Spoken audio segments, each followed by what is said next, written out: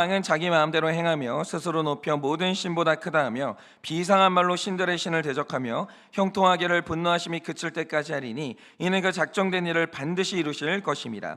그가 모든 것보다 스스로 크다 하고 그의 조상들의 신들과 여자들이 흠모하는 것을 돌아보지 아니하며 어떤 신도 돌아보지 아니하고 그 대신에 강한 신을 공경할 것이요 또 그 조상들이 알지 못하던 신에게 금은 보석과 보물을 들여 공경할 것이며 그는 이방 신을 힘입어 크게 견고한 산성들을 점령할 것이요 무릇 그를 안다 하는 자에게는 영광을 더하여 여러 백성을 다스리게 하며 그에게서 뇌물을 받고 땅을 나눠주기도 하리라.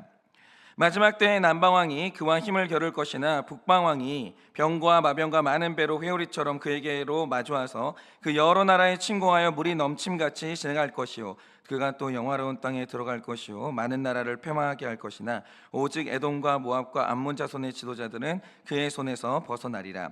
그가 여러 나라들에게 그의 손을 펴리니 애굽 땅도 면하지 못할 것이니 그가 권세로 애굽의 금, 은과 모든 보물을 차지할 것이요 리비아 사람과 구스 사람이 그의 시종이 되리라.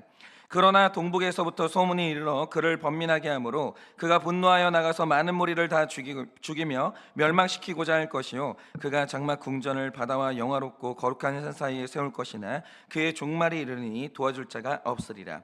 그때 내 민족을 호위하는 큰 군주 미가엘이 일어날 것이요 또 환란이 있으리니 이는 개국 이래로 그때까지 없던 환란일 것이며 그때 내 백성 중 책에 기록된 모든 자가 구원을 받을 것이라. 땅의 티끌 가운데서 자는 자 중에서 많은 사람이 깨어나 영생을 받는 자도 있겠고 수치를 당하여서 영원한 부끄러움을 당할 자도 있을 것이며 지혜 있는 자는 궁창의 빛과 같이 빛날 것이요 많은 사람을 옳은 대로 돌아오게 한 자는 별과 같이 영원토록 빛나리라. 다 같이 읽겠습니다. 다니엘아 마지막 때까지 이 말을 간수하고 이 글을 봉함하라. 많은 사람이 빨리 왕래하며 지식이 더하리라. 아멘. 네, 오늘 이 다니엘서의 사실상 결론이 이제 오늘 말씀이 나오는데요. 굉장히 중요한 결론을 우리에게 제시를 하거든요. 근데 이제 이걸 얘기하려면 오늘 이 얘기를 좀 해야 되니까 한번 잘 들어보세요. 여러분도 다 아시는 것처럼 1895년에 진짜 우리 민족으로서는 참담한 일이 일어났습니다. 우리나라의 명성황후가 그 일본의 낭인들에 의해서, 그러니까 낭인이 그냥 좋게 말해서 낭인이지 깡패들입니다. 이 깡패들에 의해서 시해당하는 을미사변이 이때 일어납니다. 그런데 이게 이제 정말 말이 안 되는 사건인 게 뭐냐면 이거는 일단 일본의 정식 군대가 할 수가 없는 일이에요. 왜겠습니까? 만약에 일본 정부가 이런 일을 했다 그러면 이 국제적으로 엄청난 비난의 대상이 되고 일본이 한국을 통치하는 명분 자체가 사라지기 때문에 일본이 자기 정식 군대로 움직여서 이런 일을 할 수는 없는 거죠. 그러니까 일본 정부가 이제 깡패들을 보낸 다음에 이런 일을 한 건데, 여러분 아무리 연약한 나라고 망한 나라라도 일개 낭인들이 어떻게 한 나라 왕의 아내를 죽여요? 그러니까 이런 일이 가능할 때는 일본 정부의 지원만으로는 안 되는 일이고 반드시 내부의 협력자가 있어야 되는 거예요. 그런데 그게 누구냐는 거죠. 나중에 이 사건이 일어난 다음에 만천하에 이제 밝혀진 사실이 하나 있었는데, 이때 이제 국거를 지키는 한국 병력들이 있었거든요. 근데 당시에 조선훈련대 대대장이 우범선이라는 사람이었어요. 근데 이 사람이 그 내부 협력자 중에 한 명이었던 겁니다. 그러니까 궁궐 지키라고 세워놨는데 매수당한 다음에 협력을 한 거예요. 그 사람 이름이 우범선이었어요. 그리고 심지어 이 사람이 죽은 명성황후를 소각할 때 여기까지 협력을 한 거예요. 그런데 이게 당시에 조선의 백성들에게 다 알려진 겁니다. 만천하에 알려지게 됐어요. 그리고 이 사람이 악질 친일파로 찍히게 되죠. 그러니까 당시에 독립군들이 이걸 그냥 두겠어요. 그래서 어느 날은 이 우범선이라는 사람이 암살을 당하게 됩니다. 그런데 어쨌든 간에 한 집에 가장이 죽었으니까 남아있는 자녀와 그 아내가 경제적으로 굉장히 힘들었다고 해요. 그런데 여기에서 이제 소문난 친일파의 이제 악질 친일파의 식구들이 됐으니까 경제적 어려움과 더불어서 사람들의 비난 때문에 굉장히 힘들게 살았다라고 해요. 그런데 이 와중에 이 집의 아들이요 공부를 굉장히 잘했습니다. 그래서 이제 좋은 대학을 갈 수 있었는데 문제는 돈이 없는 거죠. 사람들이 받아주질 않는 거예요. 그래서 이제 고민하고 있었는데 이 사람이 그래도 일본 정부에 협력하는 사람이잖아요. 그러니까 당시에 조선 총독부에서 장학금을 주겠다고 하면서 일본 유학을 권한 거예요. 근데 이 가정의 입장에서 이게 이 모든 어려운 상황을 탈출할 수 있는 하나의 이제 동아줄이었거든요. 그래서 결국 모든 가족들이 일본으로 이주하게 되면서 일본에 유학을 가게 됩니다. 그리고 이 집의 아들은요, 명문이라는 도쿄 제국대학의 농학 실과에 입학을 하게 돼요. 근데 여러분, 이때 농학 실과는요 대단한 과입니다. 왜냐하면 주요 산업이 농업이었는데 이 농업을 잘할 수 있는 이 과에 들어간다는 게 굉장한 인재인 거예요. 그래서 이 사람이 열심히 공부를 했어요. 이 우범선의 아들이 열심히 공부를 했는데 이때 이 우범선의 아들이요, 인생을 바꾸는 만남을 갖게 됩니다. 당시에 일본에는 한국인 유학생들 모임이 있었는데 거기에서 이 우범선의 아들이 김철수라는 사람을 만나요. 근데 이 사람을 만나보니까 자신이 조선의 백성이라는 이 철학이 너무 뚜렷한 거예요. 그리고 공부를 해가지고 나는 반드시 내 조국의 이 보탬이 되겠다, 이게 너무 투철한 거예요, 애국심이. 이 우범선의 아들이 감동을 해요.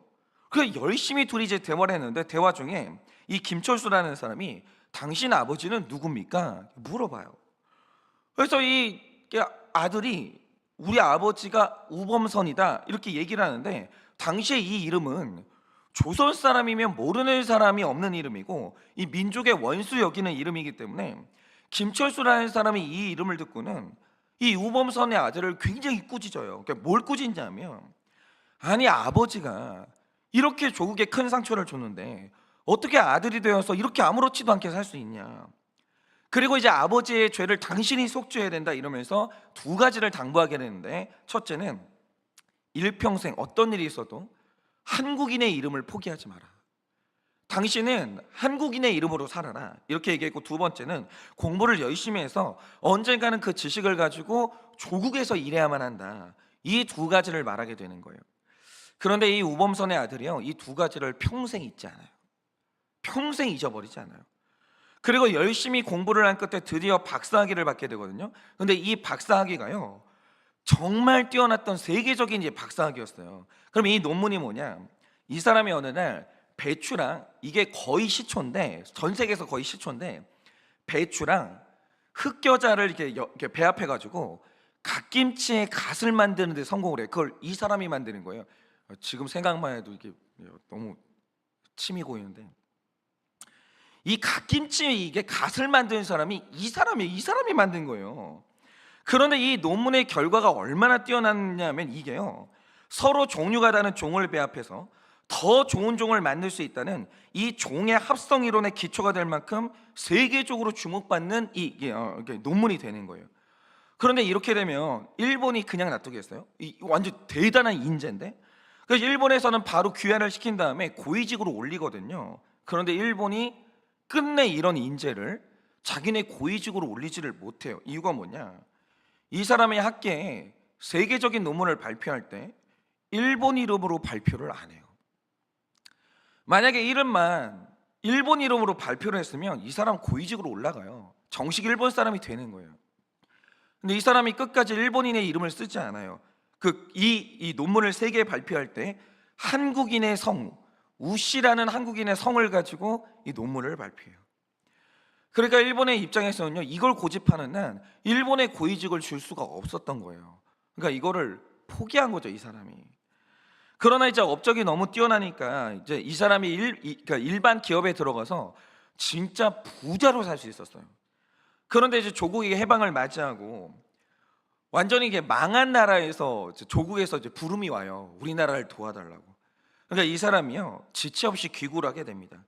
근데 이 사람이 진짜 대단한 게 뭐냐면, 이렇게 대단한 학자가 이제 어려운 정부에 와주니까 한국 정부로서는 이게 고맙잖아요. 그러니까 이게 감사하다는 의미로 당시로서는 노동자의 1년치 월급에 해당하는 100만 원을 사례금으로 이분에게 드려요.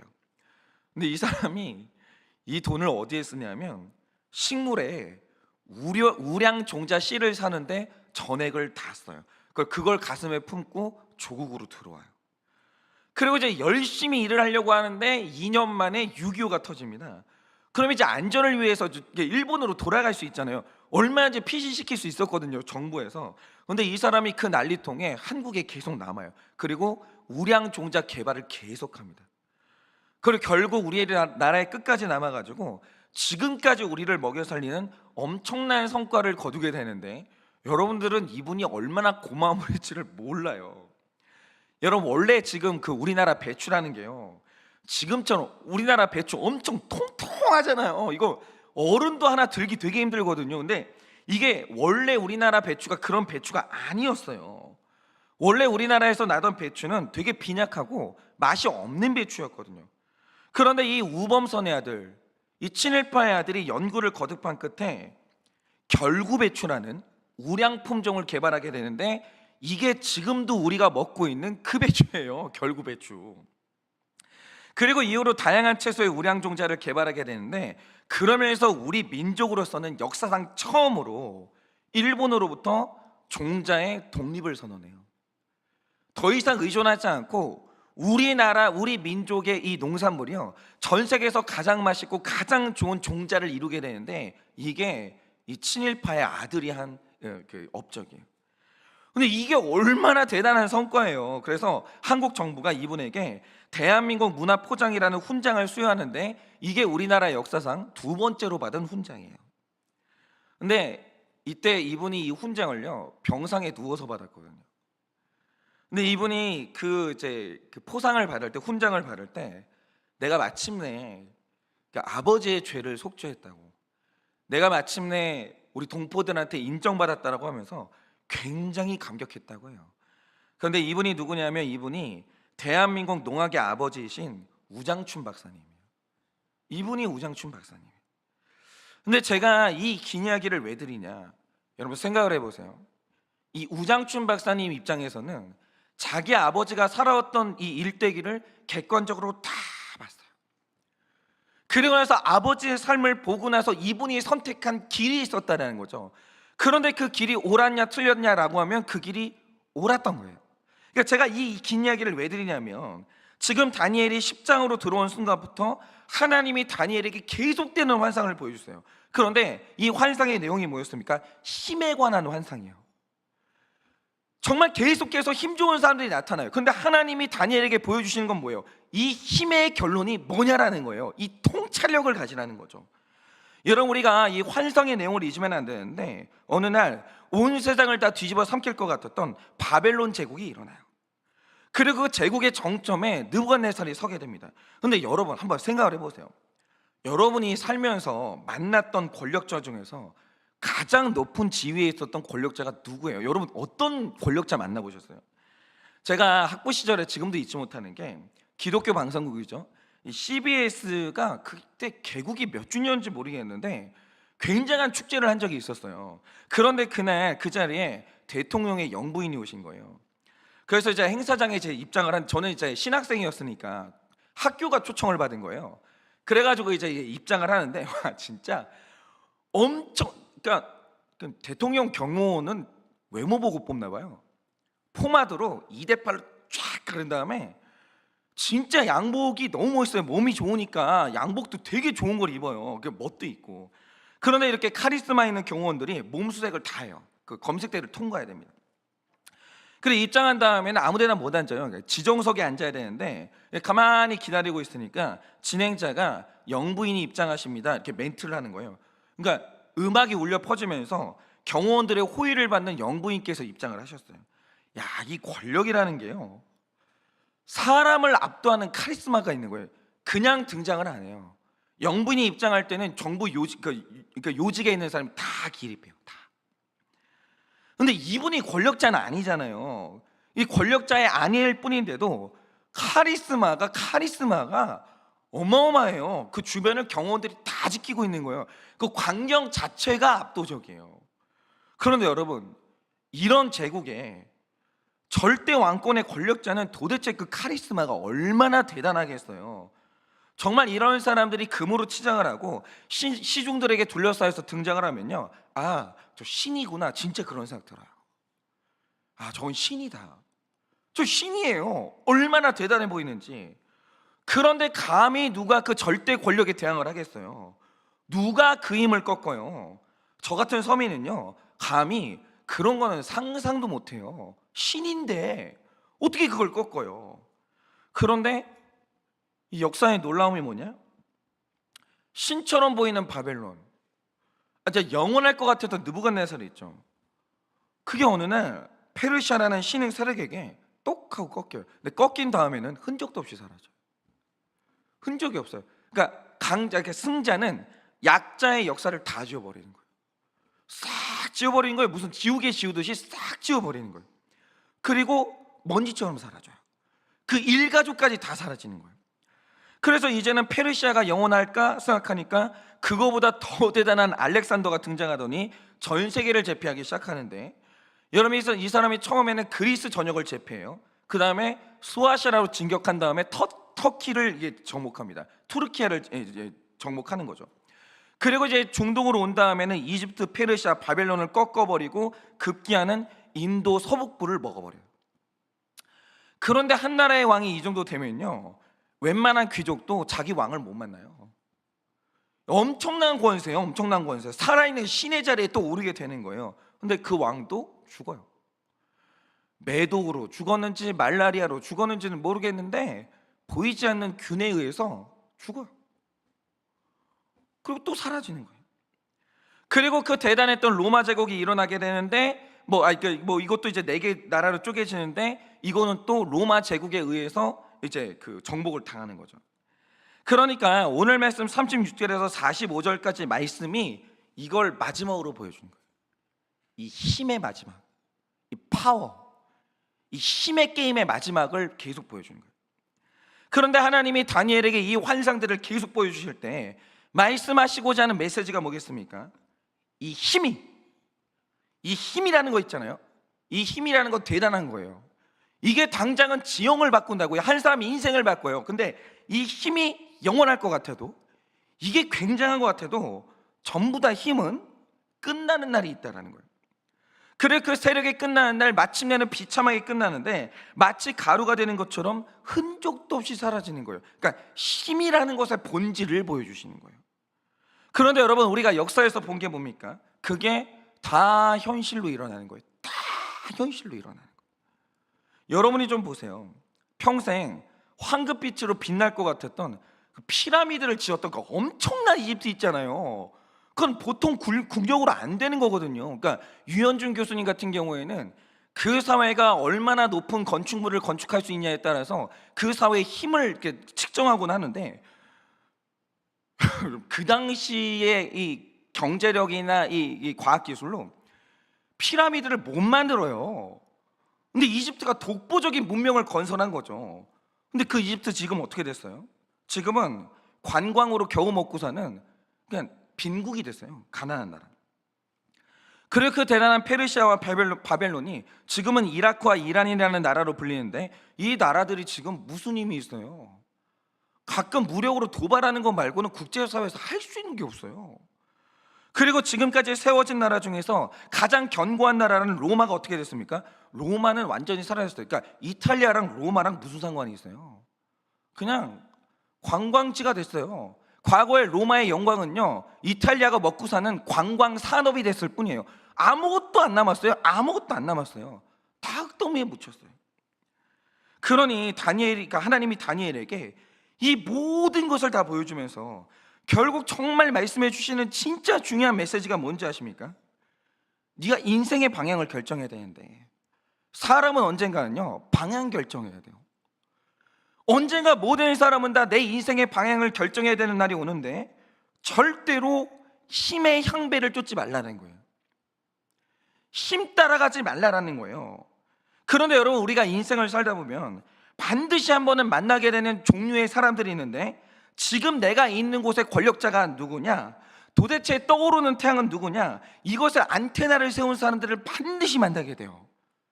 힘에 대해서 촉각을 세우는 거예요. 그리고 힘이 이동하는 쪽으로 계속 흘러가는 사람들이 있어요. 우리는 그런 사람들을 일컬어서 기회주의자라고 부르거든요. 여러분, 이 기회주의자들은 인생의 안전을 지키는 게 최고의 과제인데, 가장 안전한 곳으로 여기는 게 뭐냐? 바로 그게 힘이에요. 힘이 누구에게 있냐? 어디에 힘이 있냐? 그러니까 내가 서 있는 곳에서 가장 힘 있는 사람이 누구냐라는 거죠. 그런데 힘 있는 사람이 바뀐다? 그쪽으로 홀랑 가버리는 거예요. 필사적으로 힘에 붙다가 그게 아니면 또 다른 사람한테 가는 거죠. 그런데 이 기회주의자들은 철학이 없어요. 그러니까 옳은 게 없어요. 역사의식도 없어요. 그러니까 그런 거는 다 버리고 그때그때 힘 있는 자들에게 붙어요. 그 이유가 뭐냐? 내 안전이 우상이 되니까 모든 가치를 다 버리고 맹목적으로 힘 있는 쪽에 붙는 거예요. 그러니까 무슨 이렇게 앞에 친 붙는 사람도 있잖아요. 뭐 하여튼 힘 있는 쪽에 친하게 지내는 사람들, 이 사람들은 철학이 없어요. 역사의식도 없어요. 그냥 안전이 우상이니까 그때그때 거기에 붙는 거예요. 그러니까 이름이 늘 바뀌는 거예요. 그런데 역사를 보면요, 이 기회주의자들은 결론이 다 똑같아요. 근데 역사의식이 없으니까 기회주의자들은 이 운명을 못 벗어나요. 힘은 망해요. 힘은 결국 망해요. 그렇기 때문에 그 힘이 망하는 날 처참하게 무너지는 거예요, 기회주의자들은. 근데 이 사람들이 역사의식이 없다 보니까 이 망하는 굴레에서 벗어나지를 못하는 거예요. 여러분, 우리가 이 자연을 관찰하는 게 굉장히 중요한 이유가 뭐냐면 여기에서 하나님의 섭리를 볼 수 있거든요. 그런데 하나님이 자연에 정해놓으신 되게 재밌는 섭리가 하나 있어요. 그게 뭐냐면 자연 세계 안에는 절대 강자가 없어요. 왜냐? 어떤 생물이라 하더라도 이 생물 체계 안에서는 반드시 내가 이길 수가 없는 천적을 하나님이 마련해 놨어요.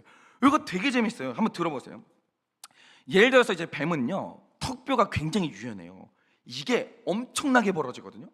그래서 이제 자기 몸보다 최고 4배가 큰 생물도 입에만 들어가면 다 삼켜요. 입이 굉장히 벌어지기 때문에 내 몸집보다 4배가 커도 뱀은 삼켜요. 그리고 일단 삼킨다, 소화력이 어마무시해요. 소화를 다 시켜버려요. 이게 일반적이에요.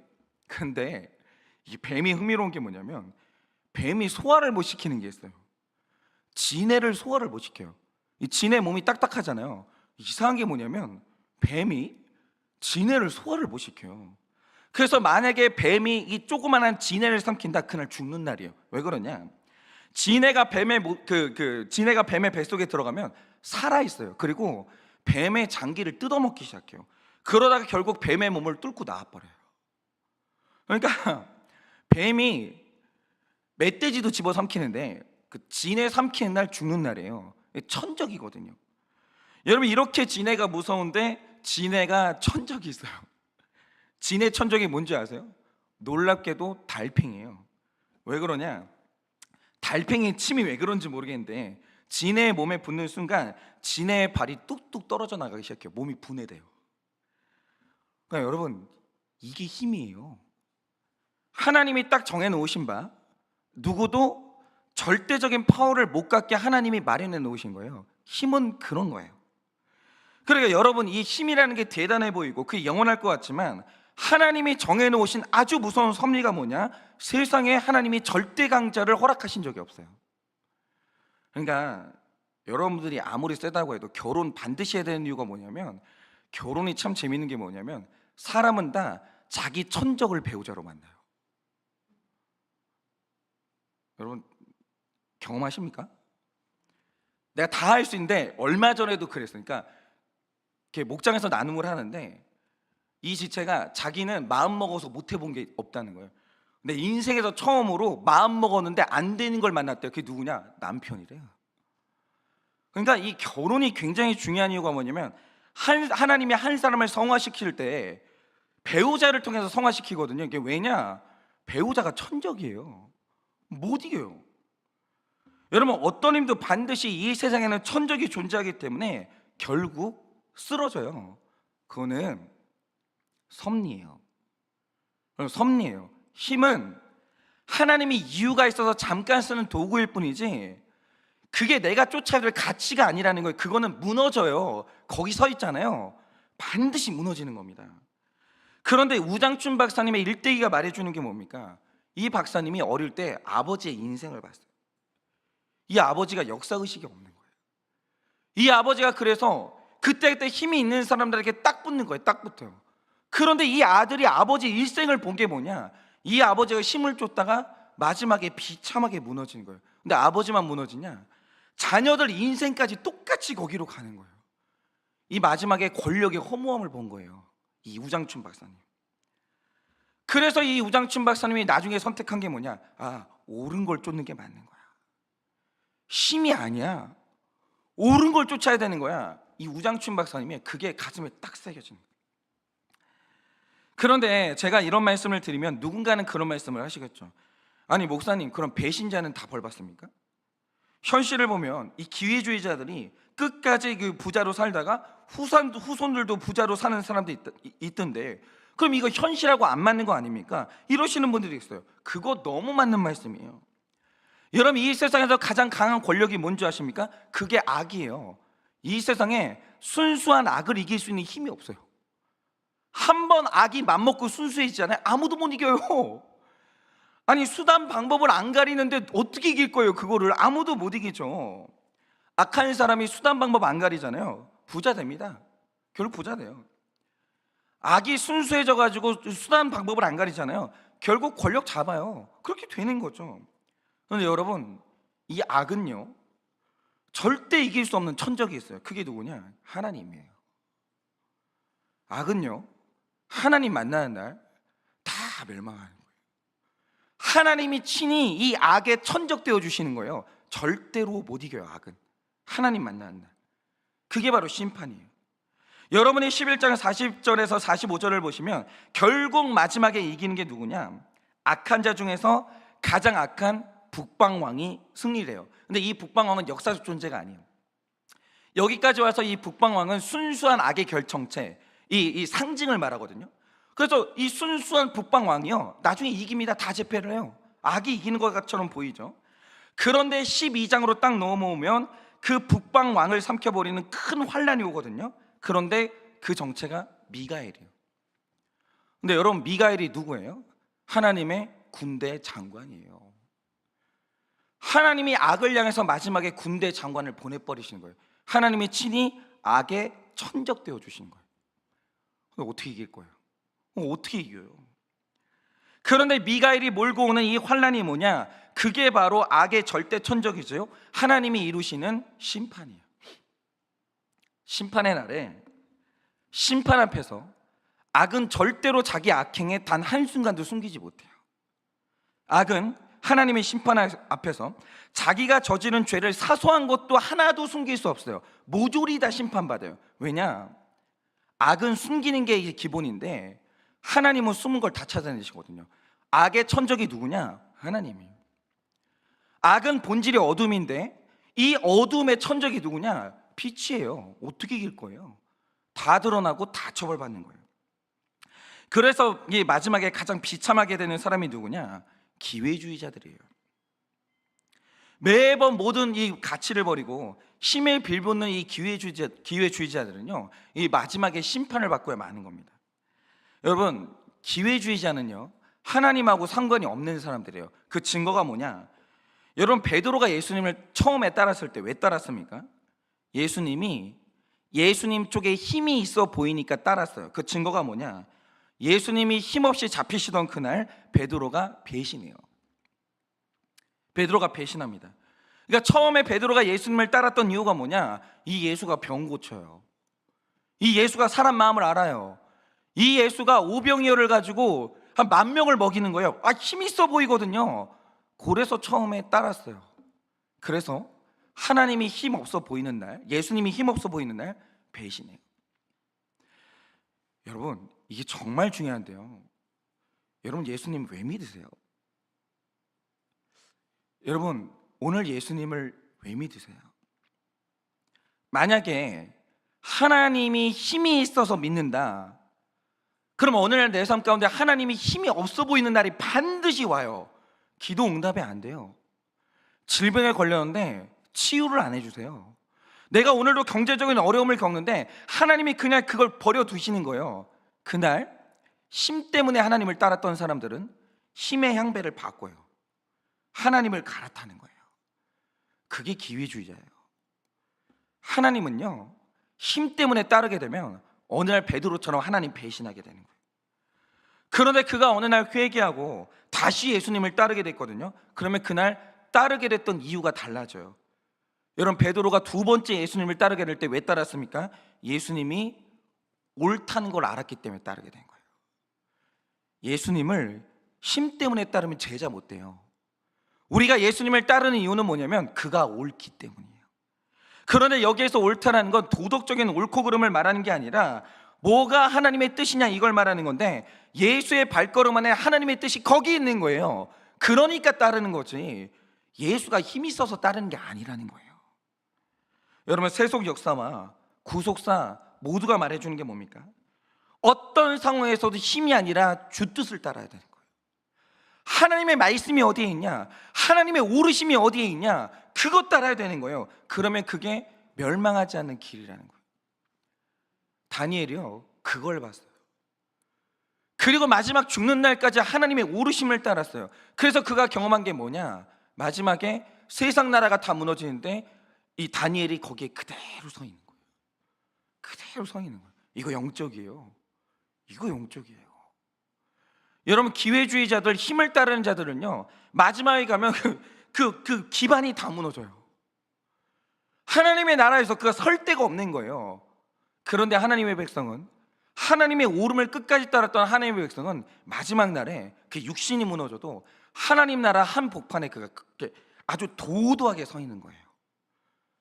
바로 그게 다니엘의 인생이었다는 거죠. 그러니까 이 다니엘서의 결론이 뭐냐, 모두가 그렇겠지만 진짜 이 다니엘서에 제가 제일 좋아하고 진짜 멋있다라고 생각하는 이 구절이 나오거든요. 요거는 진짜 집에다 써붙이고 싶은데, 12장 3절이 너무너무 멋있는 구절인데, 이 말씀에서 다니엘이 선포하는 게 뭐냐, 이렇게 말씀하십니다. 지혜 있는 자는 궁창의 빛과 같이 빛날 것이요, 많은 사람을 옳은 대로 돌아오게 한 자는 별과 같이 영원토록 빛나리라. 이렇게 말해요. 이게 다니엘서의 결론이에요. 힘이 아니라는 거예요.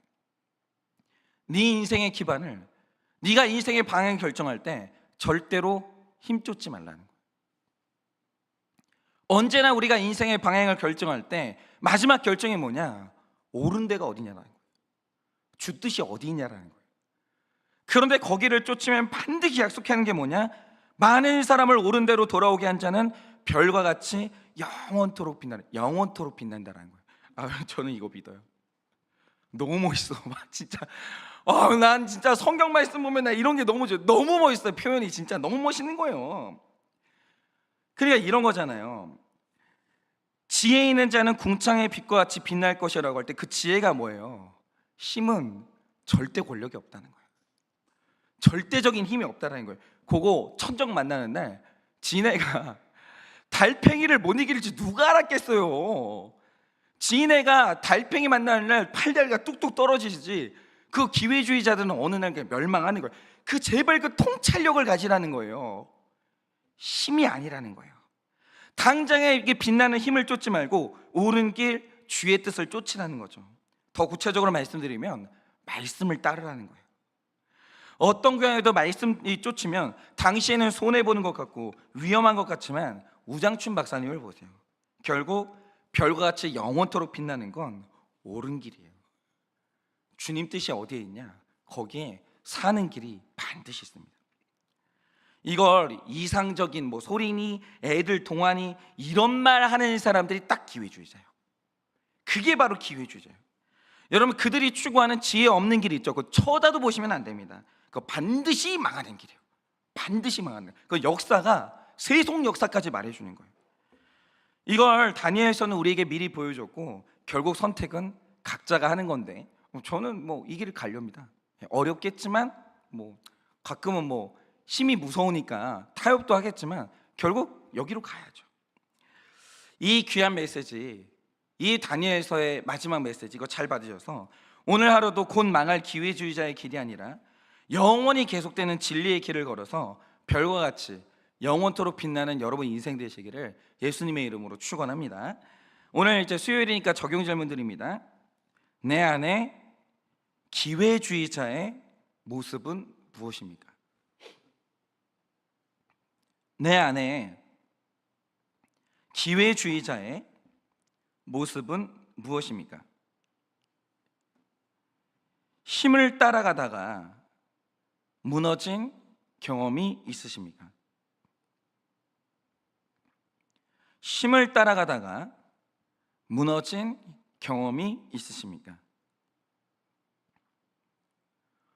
옳은 길로 가는 것이 힘들다면 이유가 무엇입니까? 옳은 길로 가는 것이 힘들다면 이유가 무엇입니까? 내 삶의 천적은 누구이고 무엇입니까?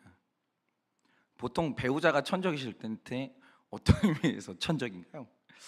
저도 천적이 제 아내예요. 내 삶의 천적은 누구 혹은 무엇입니까? 오늘 내가 가야 할 옳은 길은 무엇입니까? 오늘 내가 가야 할 옳은 길은 무엇입니까? 이 시간 제가 기도하고 축도함으로 예배를 마치겠습니다. 기도하겠습니다. 하나님, 너무 힘이 두렵습니다. 하나님, 힘들고 어렵고 지칠 때, 두려울 때 주 뜻보다는 힘이 낸 사람이 너무 도움이 됩니다. 그것이 의지가 되고 그것이 너무 하나님 같아 보입니다. 그러나 오늘 다니엘서의 인생, 그리고 하나님께서 이 역사를 통해서 쭉 보여주시는 것은 힘을 쫓지 말라는 것입니다. 힘이 아니라 옳은 것을 쫓아야 된다. 주 뜻이 어디에 있는지 그것을 쫓아야 된다고 오늘도 말씀하여 주십니다. 하나님, 이 지혜를 갖게 하여 주옵소서. 그래서 우리 또한 옳은 길로 가게 하시고 나 또한 많은 사람을 옳은 대로 돌아오게 하여서 하늘의 별과 같이 영원히 빛나는 인생, 그 기반이 영원히 무너지지 않는 인생 될 수 있도록 주님이 은혜를 허락하여 주시옵소서. 지금은 우리 주 예수 그리스도의 은혜와 하나님 아버지의 그 크신 사랑과 성령님의 위로하시고 교통하여 주시는 그 역사하심이 오늘 다니엘서가 우리에게 던져주는 이 천년의 지혜를 깨달아 힘이 아니라 주 뜻이 어디에 있는가 그것을 쫓아 살길 원하는 사랑하는 모든 주의 종들의 머리 위에 지금으로부터 영원부금토록 함께 있을지어다. 아멘.